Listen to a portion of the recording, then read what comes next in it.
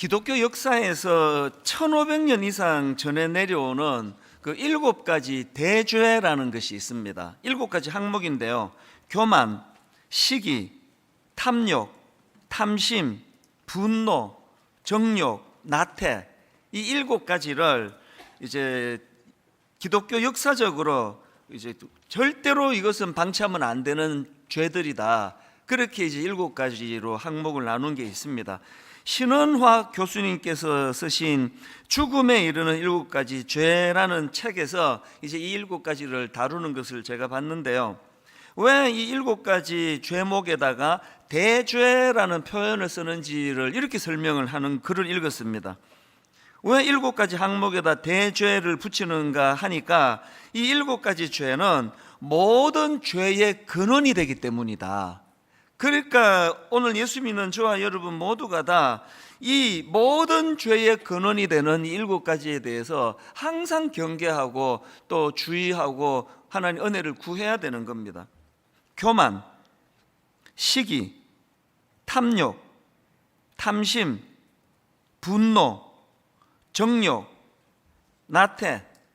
근데 제가 주목하는 건 이 모든 죄의 근원이 되는 7가지 죄 중에서 제일 먼저 나오는 게 교만입니다. 왜 그렇겠습니까? 교만은 모든 죄의 근원 중에 근원이 될 수 있기 때문에 그렇습니다. 아담과 하와가 저지른 인간의 첫 범죄도 그 뿌리가 교만이라는 거 다 아시지 않습니까? 사탄이 아담과 하와를 넘어뜨릴 때 어떤 부분을 공략했습니까? 창세기 3장 5절, 너희가 그것을 먹는 날에는 너희 눈이 밝아져 하나님과 같이 되어. 이거 엄청난 교만을 부추기고 있는 거 아닙니까? 그래서 기독교 윤리학자 라인홀드 니브는 이런 말을 했습니다. 첫 인간이 저지른 범죄의 핵심은 교만이고 그 본질은 자기중심성이다. 이 교만과 자기중심성. 최근에 제가 인터넷으로 김학철 교수님이라는 분의 강의를 들었는데요. 그 강의에서 그 재밌는 사례 하나를 제가 들었습니다. 그 어느 책에 나오는 이야기라고 하는데요. 미국에서 조사를 한 겁니다. 한 1000여 명의 그 일반인을 대상으로 이런 질문을 던졌습니다. 모든 사람이 다 아는 그 유명한 사람이 있지 않습니까? 그 유명인들 중에서 당신 생각에 죽어서 천국 갈 것 같은 사람이 있습니까? 있다면 누굽니까? 누가 천국에 갈 것 같습니까? 그런 질문을 던졌더니 마더 테레사 아시죠? 이 마더 테레사가 79%가 나왔습니다. 인도에서 가난하고 병든 사람들을 위해서 참 온 인생을 걸고 헌신했던 그 마더 테레사 같은 분, 그래서 이런 분이 천국 가야죠. 일반인들이 그런 생각을 하는 겁니다. 그 다음 나온 인물이 농구 선수 마이클 조던이었어요. 65% 좀 이상했습니다. 농구 잘하면 천국 가는구나. 또 그 다음에 나온 사람이 영국의 다이애나 왕세자비 60% 그를 응답했습니다. 그런데 여러분, 이 그 조사에서 제일 그 흥미로운 결과가 뭐냐 하니까 무려 87%나 되는 응답을 받은 인물이 있습니다. 온 세상 사람들이 다 존경하는 마더 테레사도 79%밖에 안 나왔는데 무려 87%를 얻은 인물이 있는데 여러분 생각에 누굴 것 같으세요? 놀라운 답이에요. 이 87%를 얻었던 그 인물이 누군가 하니까 정답은 자기 자신. 마더 테레사 훌륭한 거 알고 병든 자 가난한 자에 헌신한 삶 살아서 아니 이런 분이 천국 안 가면 누가 천국 가 하는 게 79%인데 자기 자신 87%. 이게 뭘 의미하겠습니까? 이게 죄성을 가진 인간의 기본적인 생각이라는 겁니다. 그래서 아까 라인홀드 니브가 했던 말, 첫 인간이 저지른 범죄의 핵심은 교만이고 그 본질은 자기중심성에 있다. 천국 내가 들어가야 의미가 있는 거 아니냐? 이게 인간의 교만, 그 뿌리 자기중심성이라는 겁니다. 이런 점에서 우리는 진짜 늘 이 교만에 대하여 두려워하면서 기도하면서 이것과 싸워야 되는데요. 한때 저는 그 마음으로 계속 이렇게 독백을 한 적이 있었습니다. 우시야 왕이 죽던 해에, 길 가면서도 우시야 왕이 죽던 해에, 우시야 왕이 죽던 해에.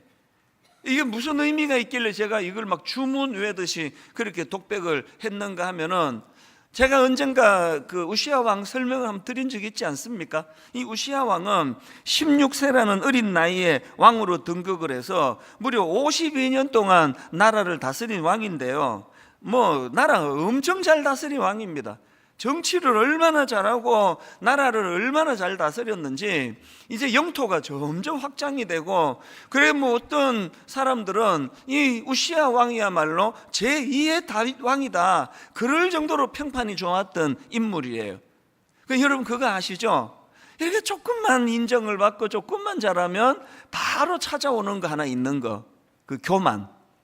이 우시야 왕은 너무나 잘 나가던 왕이었는데요, 말년에 교만이 찾아와 가지고 저주를 받아서 죽은 인물입니다. 역대하 26장 16절에도 보니까 그가 강성하여 짐에 그의 마음이 교만하여 악을 행하여. 저는 이 공식이 진짜 두려워요. 이 공식 원인, 그가 강성하여 짐에 결과 그 마음이 교만하여 악을 행하여. 초심을 지키는 게 얼마나 어렵습니까? 그래서 제가 계속 그 독백을 한 겁니다.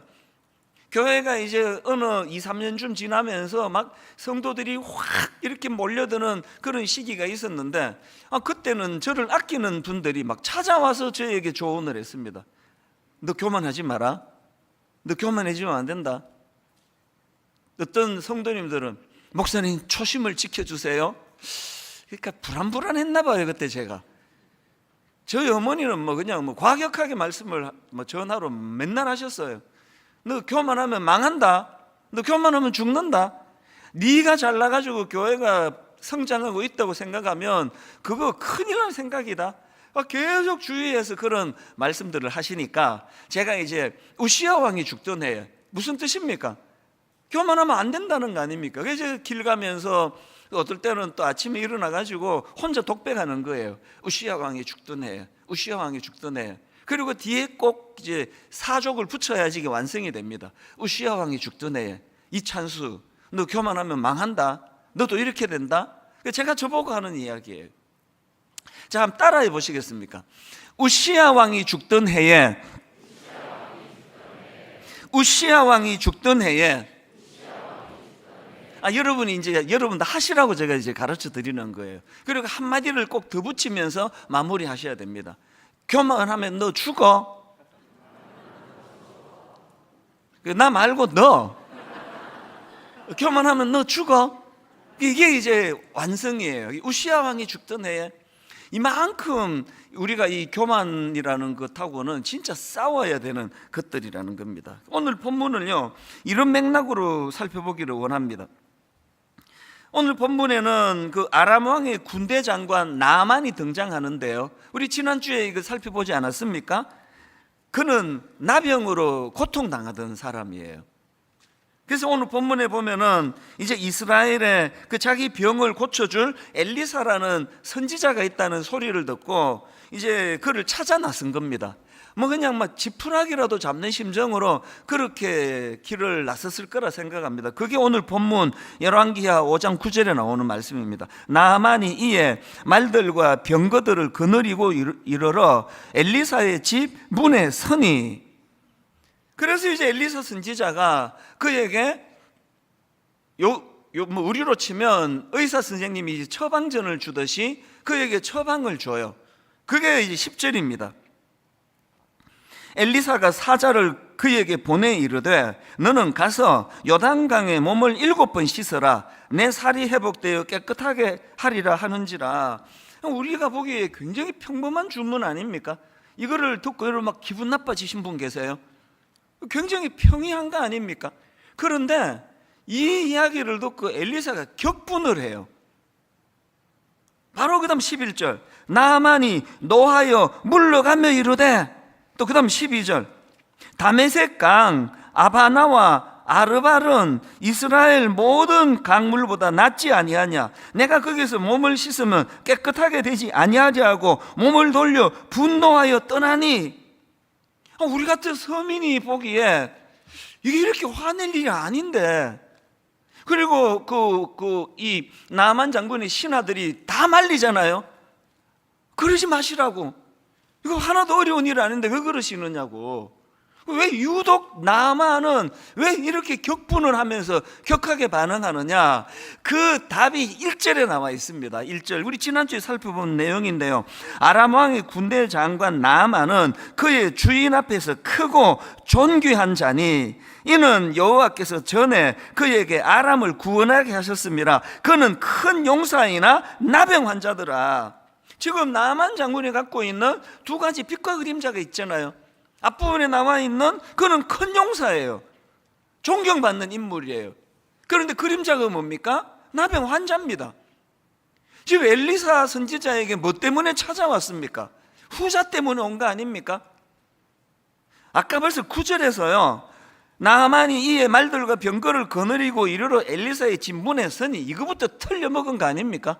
지금 병 고치러 가는 나병 환자 입장에서 뭘 그렇게 그냥 뭐 대동하고 막 엄청나게 화려하게 그렇게 가는 것 자체가 나만에게 있어서 그 삶의 무게중심은 나병 환자라고 하는 병을 고쳐야 되는 절박함보다는 큰 용사라는 거예요.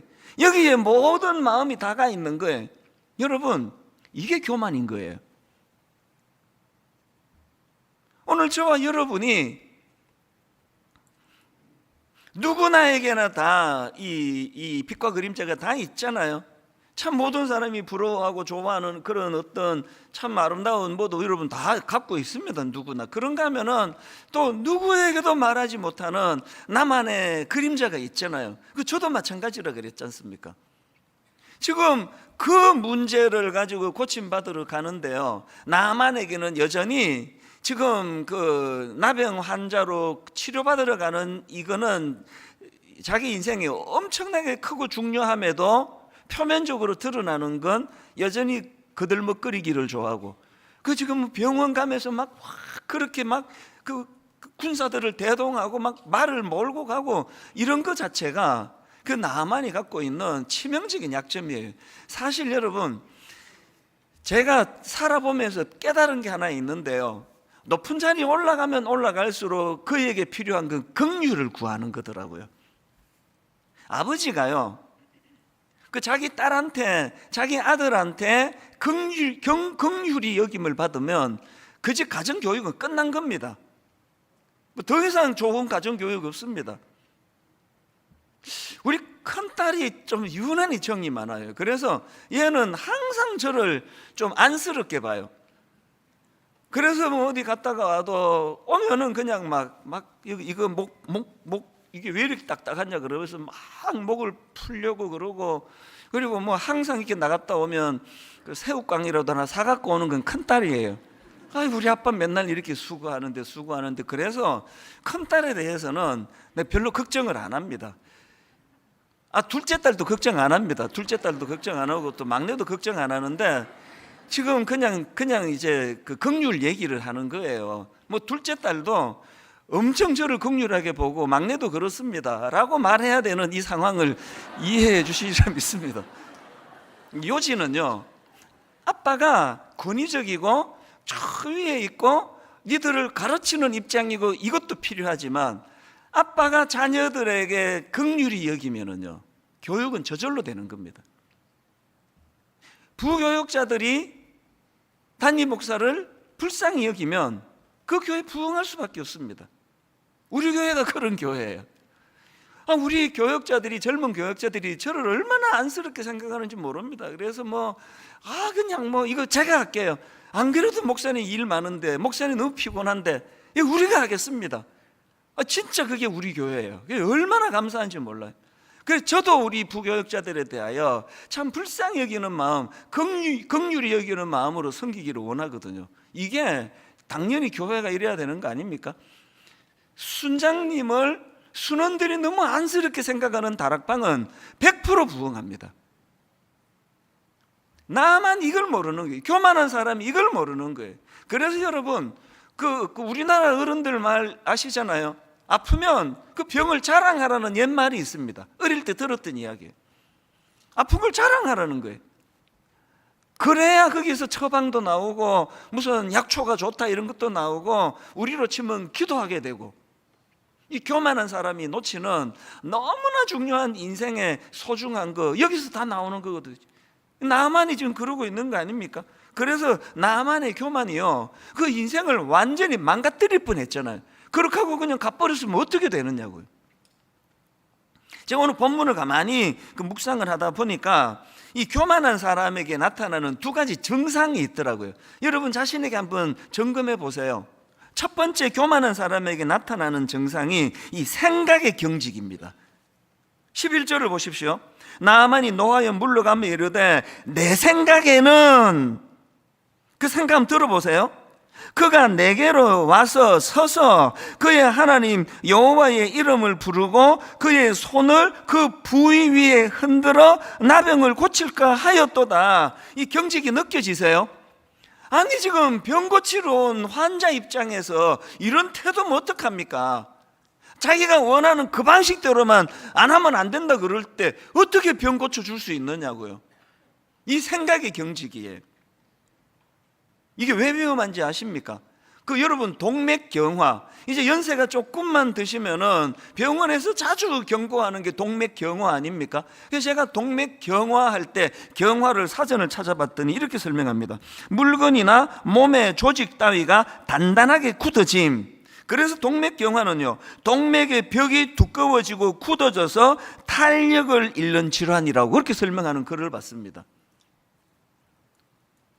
젊을 때 동맥경화 잘 안 걸리거든요. 요즘은 또 자꾸 비만해져서 청년들도 조심해야 된다는데, 연세가 드시나 뭐 나이가 어리나 벌써 비만해지고 그러면서 이제 동맥이 이게 딱딱해지고 굳어지면 문제가 생긴다면, 여러분 우리 생각의 경화, 이 생각이 딱딱하게 굳어지고 이게 나와 있잖아요. 물건이나 몸의 조직 따위가 단단하게 굳어짐이라면 우리 생각이 굳어지는 게 얼마나 위험한지 아십니까?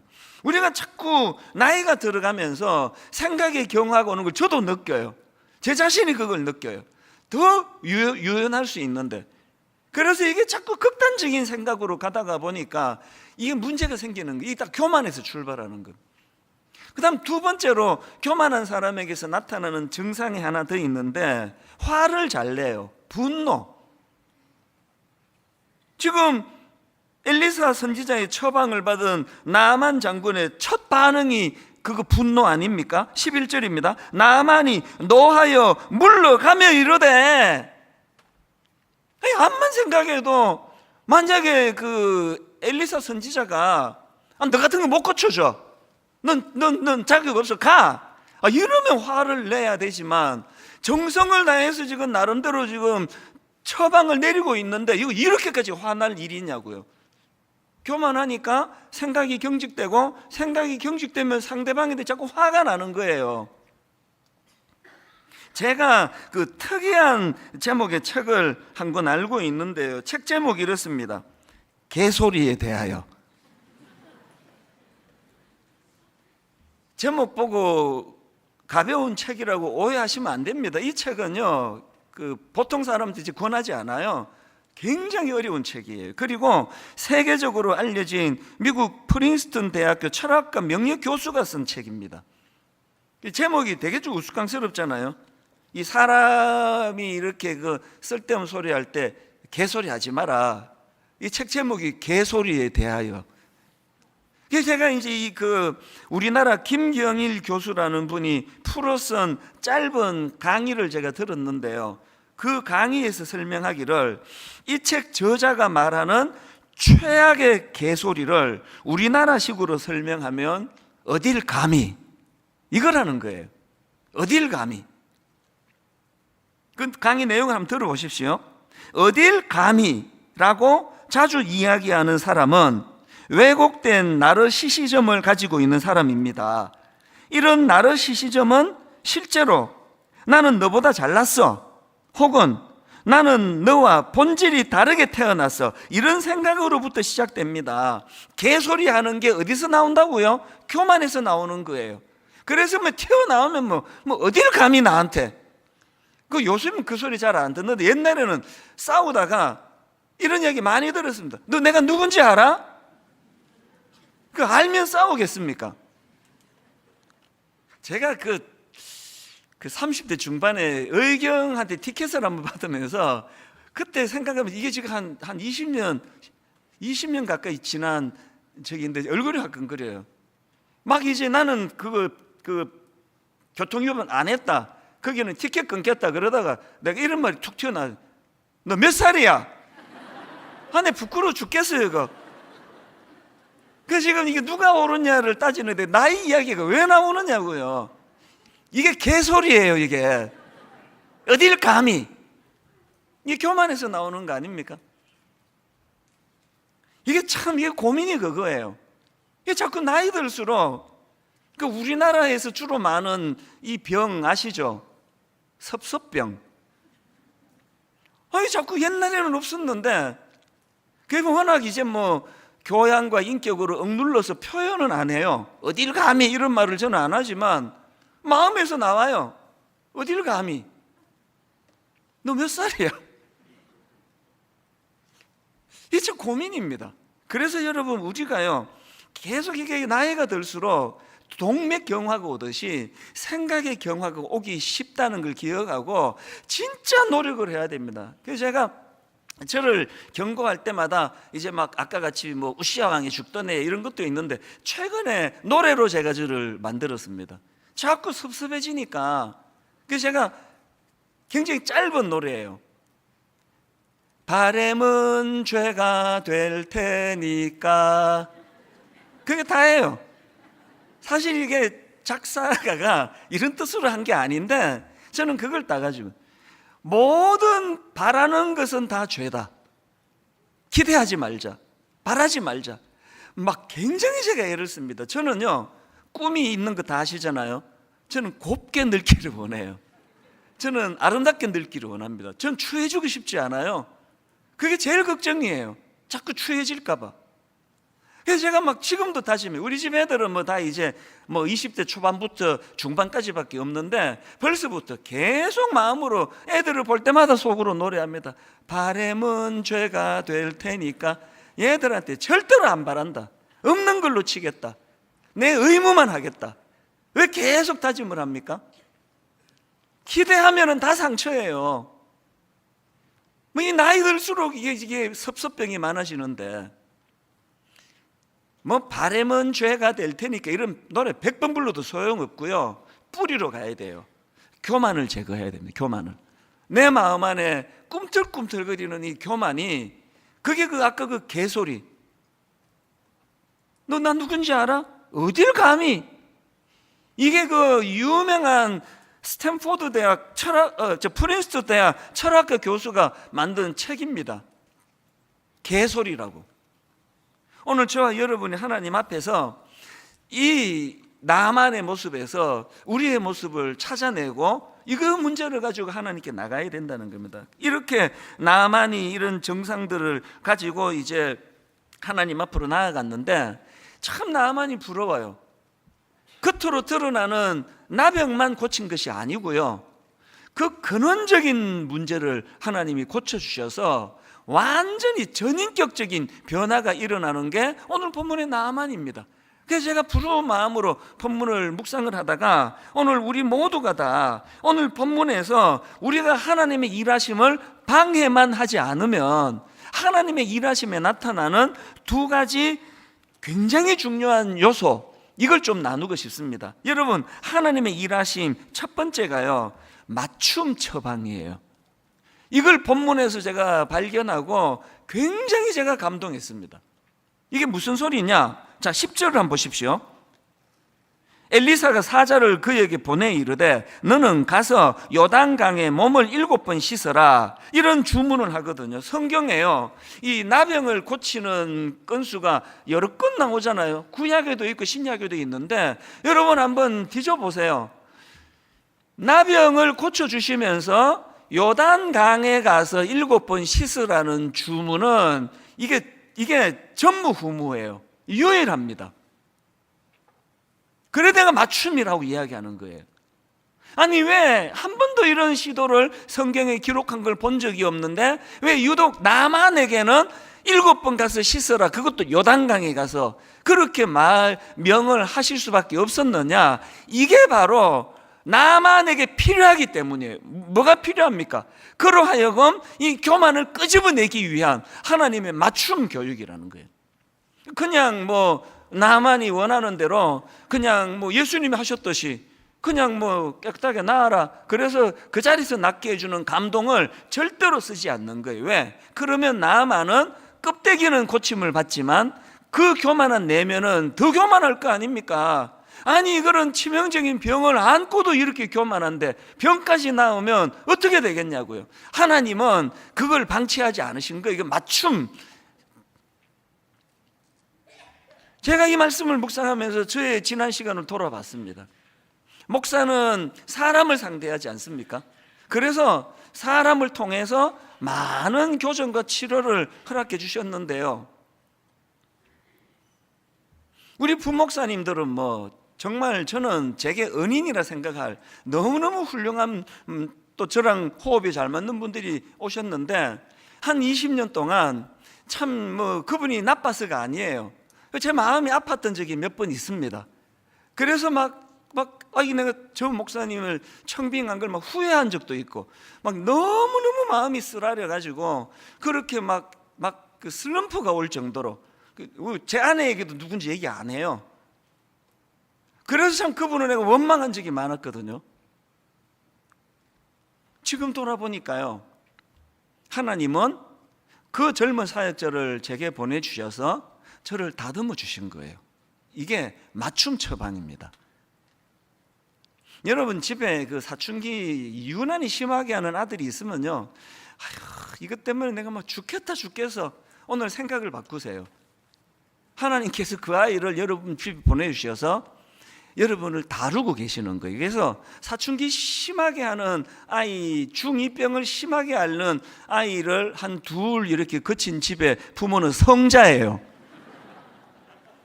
얼굴에 광채가 납니다. 부부 그렇게 고르고 골랐더니 참 골라도 내가 어떻게 이런 남자를 골라가지고, 그때 우리 엄마가 반대할 때 내가 내 눈을 찔렀죠. 이런 분 계시죠? 생각을 바꾸세요. 그 남편은요, 맞춤, 아까 이렇게 말하니까 거의 공감을 안 해가지고 참 난감했지만 그래도 하겠습니다. 맞춤 처방으로 하나님이 그 사람을 보내주신 거예요. 그 아내도 마찬가지입니다. 동의 안 할 줄 알았습니다. 다락방으로 넘어갈게요. 다락방 하면은 꼭 여러분 마음을 상하게 하는 사람 한둘 배정이 돼 있다고 말씀드렸잖아요. 아무도 없으면 자기가 지금 모든 사람 앞에 그 사람이에요. 왜 다락방에 그분이 필요하다고요? 왜 하나님은 나만을 고쳐줄 때 그를 격분시키는 그 처방으로 해야 된다고요? 전인격적인 치료가 필요해서 그렇습니다. 그런가 하면은 두 번째로 하나님의 일하심 안에는요, 하나님께 집중하게 만드시는 하나님의 목표가 있습니다. 오늘 15절을 한번 보십시오.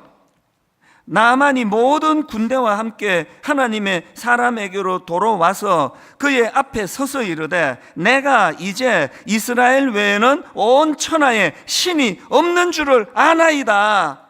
또 17절 나만이 이르되 그러면 청하건대 노새 2마리의 실을 흙을 당신의 종에게 주소서. 이제부터는 종이 번제물과 다른 희생제사를 여호와 외에 다른 신에게는 드리지 아니하고 다만 여호와께 드리겠나이다. 여러분 한번 생각해 보세요. 그 요단강에가 7번 씻으라는 처방을 내린 거는 사람이 내렸습니다.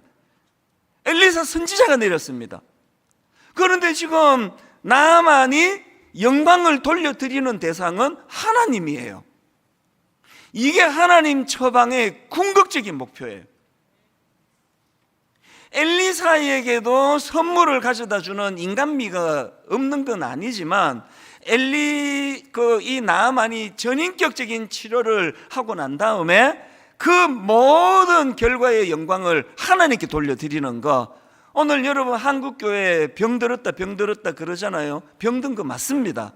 그리고 한국교회 병들었는데요, 치료하는 유일한 대안 하나 저 알고 있거든요. 이 하나님의 마지막 이 목표를 이루어 드리는 거예요.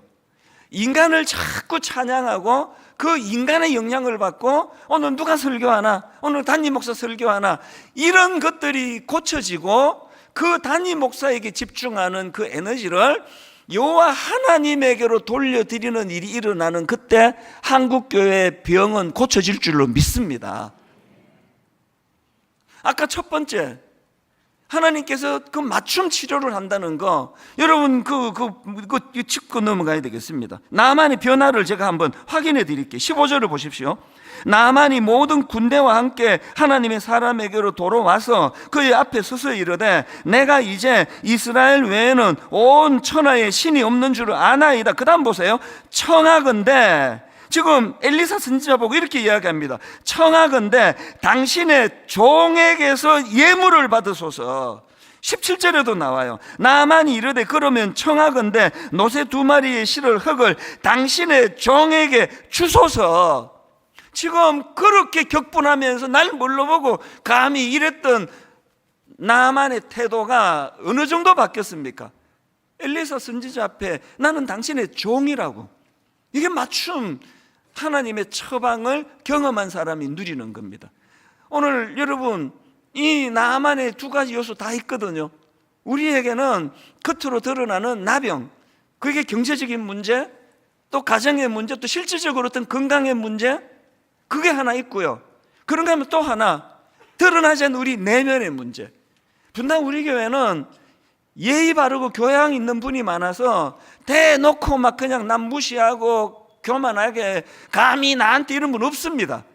난 그게 참 좋아요. 근데 여러분, 이게 그냥 교양으로만 끝난다면, 내면이 드러나지 않는 내면이 교만으로 있다면, 분당 우리 교회는 예수님이 가장 싫어하시는 회칠한 무덤 같은 교회예요. 계속 내면에는 교만이 꿈틀거리면서 교양으로 치장해가지고 아이고 뭐 내가 했습니까? 하나님이 하셨죠. 호호호 막 이러고 있으면 이게 회칠한 무덤이에요. 그렇기 때문에 우리는 이 나만의 겉으로 드러나는 나병을 고쳐달라고 기도할 때 동시에 하나님의 맞춤 처방으로 내 인격의 변화가 있기를 원합니다. 내 내면이 변화되기 원합니다. 이 꿈틀거리는 교만을 꺾어 주시기를 원합니다. 2가지가 동시에 가야 돼요. 그리고 맨 마지막에 결론으로 하나님이 하셨습니다. 하나님께 영광을 올려드립니다. 나만이 지금 드리는 고백이 그거 아닙니까? 오늘 저는 말씀의 결론을 이렇게 맺기를 원합니다. 여러분, 오늘 설교 제목을 제가 나의 교만을 깨트리기 위해서는 이렇게 제가 잡았는데 답이 뭘까요? 문제 제기를 제가 설교 제목으로 했다면, 오늘 나의 교만을 깨트리기 위해서는 이 설교 제목에 대한 답으로요, 답이 이렇습니다. 교만을 깨트리기 원하세요? 압도하는 하나님의 임재를 경험하셔야 돼요. 압도하는 하나님의 능력을 맛보셔야 나만처럼 교만이 치료될 수 있는 거예요. 그래서 저는 고린도전서 4장 20절, 하나님의 나라는 말에 있지 아니하고 오직 능력에 있습니다. 하나님의 나라는 말에 있지 아니하고 오직 능력에 있습니다. 마지막 한 가지 포인트만 더 설명을 드릴게요. 제가 열왕기하 5장 1절을 그냥 액센트 없이 평평하게 한번 읽어드릴게요. 강조점 없이. 아람 왕의 군대 장관 나아만은 그의 주인 앞에서 크고 존귀한 자니 이는 여호와께서 전에 그에게 아람을 구원하게 하셨습니다. 그는 큰 용사이나 나병 환자더라. 이렇게 밋밋하게 읽으면 그는 큰 용사더라가 부각이 돼요. 이번에는 액센트를 넣어야 될 때를 넣어서 한번 읽어볼게요. 아람 왕의 군대 장관 나아만은 그의 주인 앞에서 크고 존귀한 자니 이는 여호와께서 전에 그에게 아람을 구원하게 하셨습니다. 그래서 그는 큰 용사이나 나병 환자더라. 나만이 깨달은 게 전 이거라고 생각을 해요. 그가 나병이 고침을 받는 것을 보고 왜 이제는 나는 이제 다른 온 천하에 여호와 말고는 신이 없는 줄로 내가 알겠습니다. 여호와 외에 다른 신에게는 드리지 아니하고 다만 여호와께만 내가 제사를 드리겠습니다. 그렇게 고백할 수 있었던 것은 이걸 저는 깨달았다고 생각합니다. 이걸 안 깨달았으면 우리는 깨달아야 돼요. 뭘 깨닫습니까? 예수 믿기 전에 내가 승승장구했던 그 어떤 일, 내가 은혜 받기 이전에 내가 이건 내 힘으로 한 거라고 생각했던 그 어떤 일조차도 거기에 하나님의 은혜가 개입이 됐었다는 거예요. 20년 전의 제 모습, 30년 전의 제 모습, 심지어는 23살 때 하나님께 삿대질을 하고 하나님을 조롱하고 대들고 그 순간에도 여전히 하나님의 은혜가 흐르고 있었다는 걸 깨달으면서부터 교만이 설 자리가 없어지는 거예요. 오늘 이 은혜가 있기를 바랍니다. 압도적인 하나님의 임재, 압도적인 하나님의 능력을 경험함으로 은혜 받기 이전에 과거에 이건 내가 한 거야, 이건 내가 한 거 맞아라고 했던 그거조차도 여기에 보니까 이는 여호와께서 전에 그에게 아람을 구원하게, 나라를 구해서 그렇게 큰 용사가 됐다고 존경받는 그였는데 알고 봤더니 그 배후에 하나님의 일하심이 있었다.